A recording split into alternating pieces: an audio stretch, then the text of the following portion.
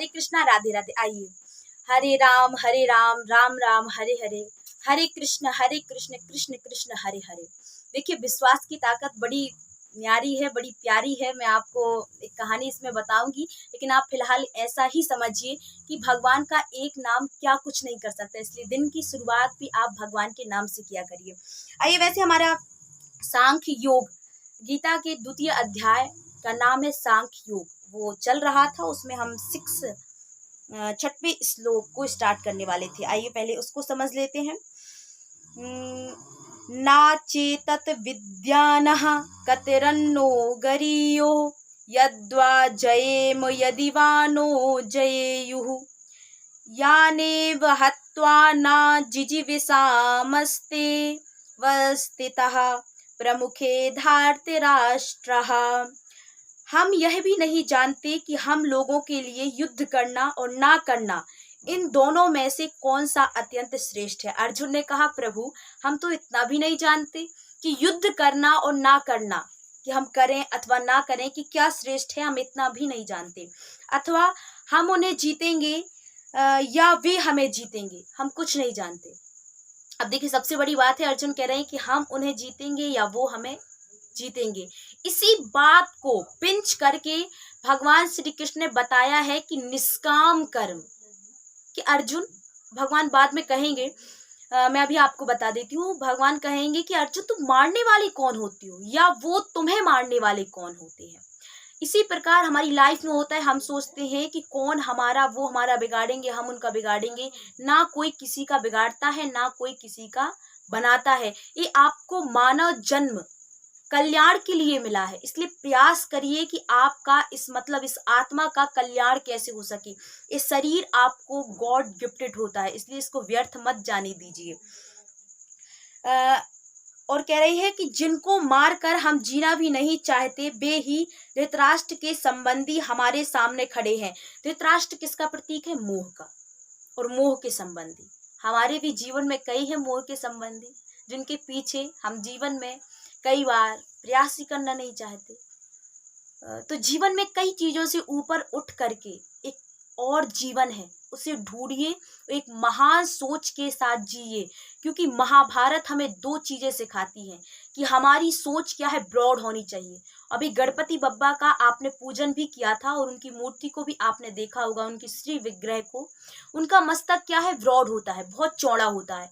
वो हमें सिखाता है कि जीवन में कोई भी निर्णय बुद्धि के साथ लेना चाहिए, इसलिए अपनी विशाल सोच के साथ जीवन में चलिए। तुच्छ सोच नहीं कि अपने परिवार तक ही आप सीमित हैं, मोहल्ले तक सीमित है, गांव तक सीमित है। एक देश, एक राष्ट्र की सोच करके आप चलेंगे तो जीवन में आप ज्यादा उन्नति कर पाएंगे।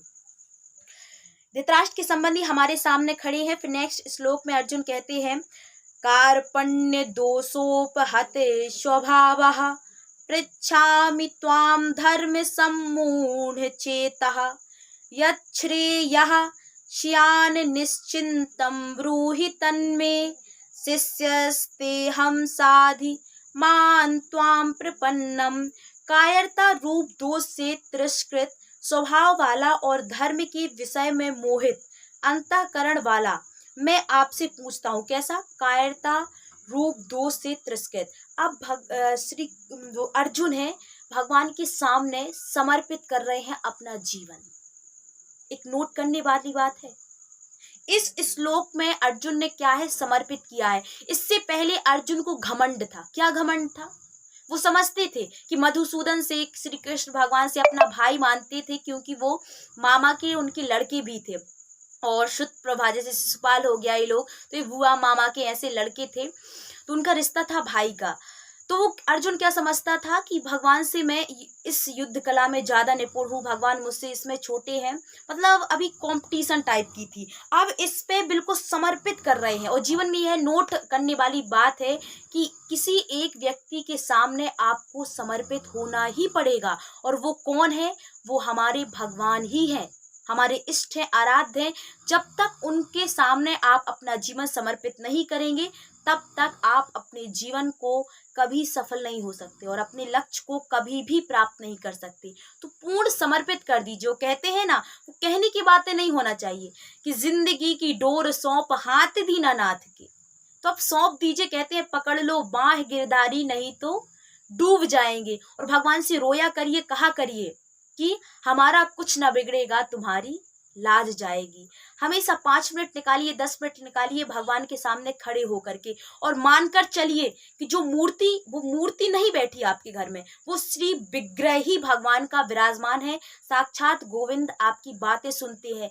एक बार जब आप कृष्ण बोलते हैं तो उनके कानों में आहट जाती है, बस वो इंतजार करते हैं तो आपके विश्वास का। इसलिए 100% आपका विश्वास होना चाहिए कि मैं भगवान से बात कर रही हूँ और मैंने कृष्ण कहा है तो उनने कहा है कि हाँ सौम्या आगे बोलो। So let's begin.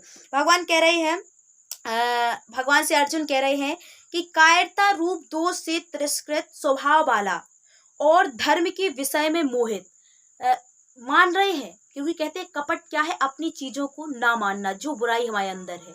और अर्जुन कह रहे हैं कि भगवान मैं जानता हूँ मैं बहुत कायर हूँ, दोष से बहुत तिरस्कृत हूँ, स्वभाव वाला हूँ और धर्म के विषय में मोहित हूँ। मैं नहीं जानता धर्म क्या है, अधर्म क्या है। अंतःकरण वाला मैं आपसे पूछता हूँ कि जो निश्चित कल्याण करने वाली हो वह बात मेरे लिए कहिए। मैं नहीं जानता मेरे लिए क्या अच्छा है क्या बुरा है। इसी प्रकार आप भी कहा करिए, भगवान मैं नहीं जानता मेरे लिए क्या अच्छा है, मैं जो निर्णय लेने वाली हूँ वो भी नहीं जानती कि वो अच्छा है या बुरा है। इसलिए जिंदगी, क्योंकि मैंने आगे का भविष्य नहीं देखा है, प्रभु आपने तो देखा है कि मेरे जीवन में क्या होने वाला है। इसलिए जीवन में कहना। फिर अर्जुन कह रहे हैं कि मैं आपका शिष्य हूँ। अभी तक क्या मानते थे, भाई, और इस श्लोक से अर्जुन ने शिष्य मतलब गुरु बना लिया है केशव को।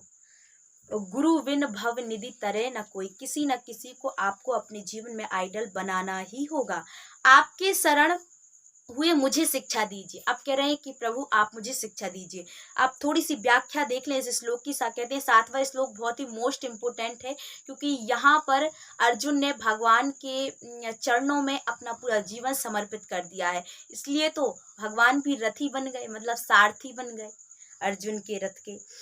व्याख्या है कि प्रत्येक मनुष्य वास्तव में साधक है। प्रत्येक मनुष्य क्या है, साधक है। हम सोचने लगते हैं कि हमारा नाम सौम्या है, मैं एक लड़की हूँ, अन्य कोई पुरुष है, मतलब आप क्या है, साधक। और एक साधक क्या कहलाता है, साधने वाला। मतलब अपने इंद्रियों पे आप संयम कीजिए, छोटी छोटी बातों को अपने जीवन में अपना करके प्रयास कीजिए कि मैं, क्योंकि आप अभी भगवान के योग्य नहीं है, भगवान के योग्य बनना पड़ता है। इसलिए आजीवन हम साधक ही रहते हैं, और जब हम भगवान के योग्य बन जाते हैं तो भगवान हमें अपना लेते हैं। लेकिन प्रयास करते रहिए, कभी तो दृष्टि पड़ेगी बांके बिहारी की। कारण कि 84 लाख योनियों में भटकते हुए जीव को भगवान यह मनुष्य शरीर केवल अपना कल्याण करने के लिए ही प्रदान करते हैं। मैंने कहा था कल्याण करने के लिए ही प्रदान करते हैं, क्योंकि सब चीजें पाना बहुत ही सरल है। धन पाना, प्रतिष्ठा पाना, मान पाना, सम्मान पाना, जीवन में हर चीज पाना सरल है। लेकिन भगवान का अनुग्रह पाना, उनकी कृपा पाना, उनकी कृपा दृष्टि पाना अत्यंत ही कठिन है।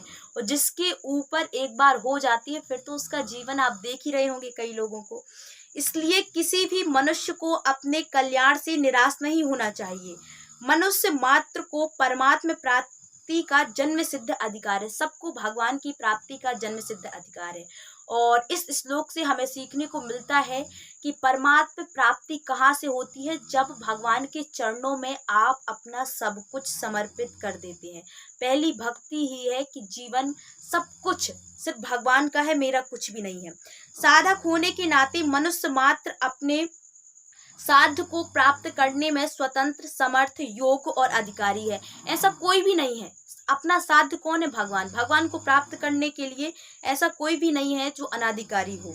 सबसे पहले इस बात की आवश्यकता है कि मनुष्य अपने उद्देश्य को पहचान कर दृढ़ता पूर्वक यह स्वीकार कर ले कि मैं संसारी नहीं हूँ, प्रत्युत साधक हूँ। क्योंकि अर्जुन के मन में भी यही था कि मैं क्या हूँ, इनका पुत्र हूँ, ये मेरे पितामह है, ये मेरे पिता तुल्य है, ये मेरे भाई है, ये मेरे, वो समझ नहीं रहा था कि मैं एक साधक हूँ, मुझे युद्ध लड़ना है और धर्म की, जो अधर्म बढ़ रहा है उसको घटा करके धर्म की स्थापना करनी है। मैं स्त्री हूँ, मैं पुरुष हूँ, मैं ब्राह्मण हूँ, मैं क्षत्रिय हूँ, मैं वैश्य हूँ, मैं शूद्र हूँ, मैं ब्रह्मचारी हूँ, मैं गृहस्थ हूँ, मैं वानप्रस्थ हूँ, मैं सन्यासी हूँ आदि मान्यताएं केवल सांसारिक व्यवहार मर्यादा के लिए तो ठीक है, पर परमात्मा प्राप्ति में ये बाधक है। संसार के लिए ये मान्यताएं ठीक है, ये मान्यताएं शरीर को लेकर है। परमात्म प्राप्ति शरीर को नहीं होती। परमात्म प्राप्ति शरीर को नहीं होती, प्रत्युत स्वयं साधक को होती है। साधक स्वयं अशरीर ही होता है। अर्जुन ने अपने वास्तविक उद्देश्य को पहचान लिया है कि मुझे अपना कल्याण करना है। यहाँ से 7वें श्लोक में जब अर्जुन ने समर्पित किया अपने आप को, फिर अर्जुन ने पहचान लिया कि मैं क्या हूँ, साधक हूँ। मैं कोई किसी का पुत्र नहीं हूँ, कोई मेरा पिता नहीं है। मेरे ना कितने जन्म हो गए होंगे, आपके हमारे न जाने कितने जन्म हो गए हैं। मैं कब ना किसकी बेटी बनी होंगी, मेरी बेटी, मतलब ऐसा कितने रिश्ते ना रहे होंगे। तो सबके कई रिश्ते होते हैं, हमारे कई माँ बाप होते हैं, कई के हम माँ बाप बन चुके होते हैं। इसलिए ये युद्ध करने अथवा ना करने की बात ना पूछकर अपने कल्याण का निश्चित उपाय पूछते हैं। अब देखिए यहाँ से बात चेंज हो गई है। पहले अर्जुन क्या पूछ रहे थे, मैं युद्ध करूं केशव ना करूं, मुझे समझ में नहीं आ रहा है, ये मुझे जीतेंगे या मैं उनको जीतूंगा। अब 7वें श्लोक से अर्जुन ने कहा है कि प्रभु मैं कुछ भी नहीं जानता, ये पूरा जीवन आपके चरणों में समर्पित है और आप ही बताइए कि मेरे कल्याण का उपाय क्या है। तो हमारा भी यही प्रश्न होना चाहिए भगवान से। तो याद रखिए दूसरे अध्याय के मतलब सांख्य योग के 7वें श्लोक पे अर्जुन ने समर्पण किया और अर्जुन ने वहां से कल्याण का मार्ग केशव से पूछा है। इसी के साथ मैं सौम्या किशोरी आपसे विदा लेती हूँ और अंत में यही कहना चाहूंगी कि हमेशा विचार करते रहिए आखिरकार भगवान हमें क्या कहने वाले हैं। हरे कृष्णा, राधे राधे।